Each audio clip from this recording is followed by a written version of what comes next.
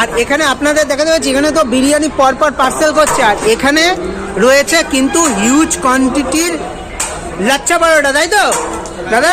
এটা কি লাচ্ছা পরোটা আছে তো? দেখুন দেখুন, আর এখানে কিন্তু পর বিরিয়ানি কিন্তু পার্সেল হচ্ছে, আর এখানে লাচ্ছা পরোটা রয়েছে। আর লাচ্ছা পরোটার সাইজগুলো আপনাদের একবার দেখায়, এইরকম সাইজের লাচ্ছা পরোটা মাত্র 20 টাকায় দিচ্ছে।